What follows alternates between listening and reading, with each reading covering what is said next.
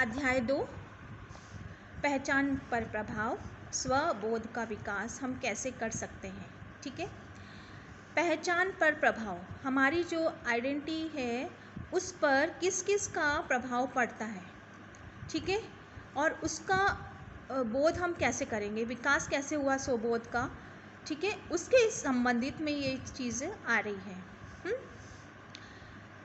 आपने पढ़ा है कि हम आत्म तत्व और पहचान की भावना के साथ पैदा नहीं होते हैं। जैसे मैंने आप लोगों को पहले बताया बच्चों कि जब हमारा जन्म होता है तो हमें ये अनुभव नहीं होता है कि हम कौन हैं।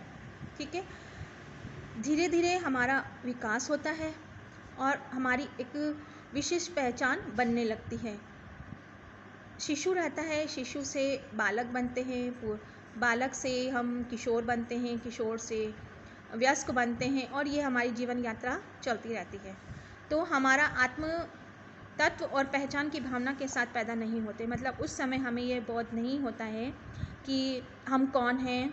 ठीक है, हमारे हाथ पैर क्या हैं, मतलब स्वयं के, क्योंकि शरीर का भी विकास नहीं होता है, मस्तिष्क का भी विकास नहीं होता है और ये धीरे धीरे विकास की गति प्रारंभ होती है। ठीक है, फिर इसका विकास कैसे होता है, जब हमारे दिमाग में आता है कि जब हम पैदा होते हैं तो हमारे में ये भावना नहीं होती है, तो फिर अब विकास कैसे हो।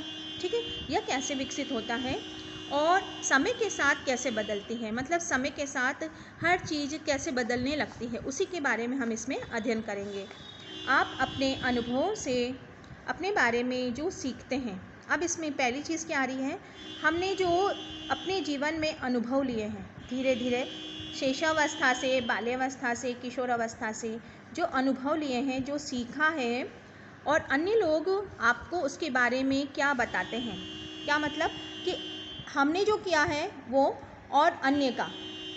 ठीक है, अन्य का हमारे विकास में किस प्रकार योगदान रहा है उसके बारे में क्या बताते हैं, वो है इसके परिणाम स्वरूप स्वयं का विकास होता है हमारा। अब इसमें दो चीज़ बात सामने निकल के आई है बच्चों।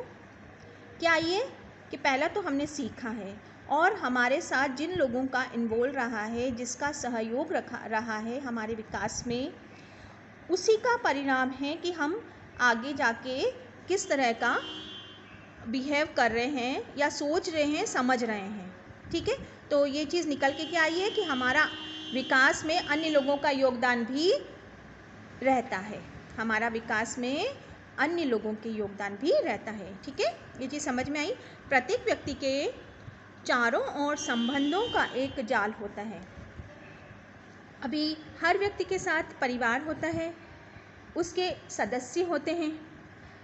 ठीक है, परिवार में अन्य भाई बहन होता है, माता पिता होता है, चाचा चाची होते हैं, दादा दादी होते हैं, ब्लड रिलेशन में नाने होते हैं।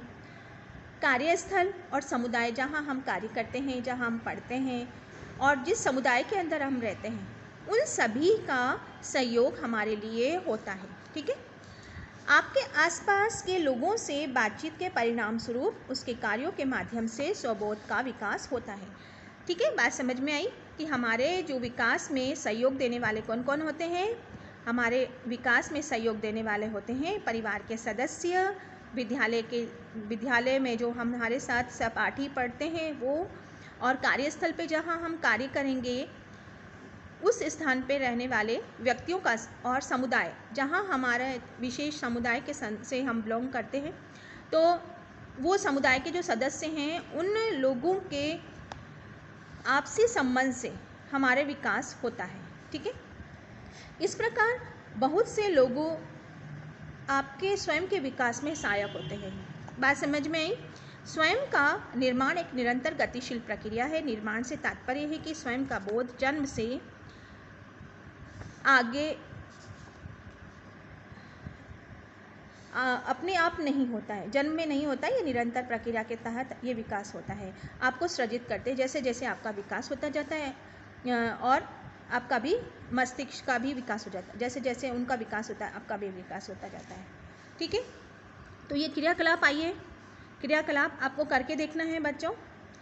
अपना कोई विशिष्ट अनुभव याद करें। क्या अनुभव ने आपको बार बार में सोचने के तरीके और प्रभावित किया है, मतलब कोई भी चीज़ आपको कितनी बार किसी भी तरह से, कितनी तरह से ये चीज़ बदली है। जब आप छोटी क्लास में पढ़ते थे अलग तरीके से पढ़ते थे, जब आप बड़ी क्लास में आए तो अलग तरीके से पढ़ने लगे, जब आपने 10th पास की तो अब अलग तरह से आप पढ़ रहे हैं, ठीक है। और अभी एक जो शिक्षा प्रणाली के अंतर्गत हम जो सीखने की प्रक्रिया है वो अलग तरह से हम ले रहे हैं, ठीक है। तो ये आपको अपने विचार जो आपने हैं इसको पढ़ के आपको इसको अपने विचार इसके अंदर लिखने हैं, ठीक है।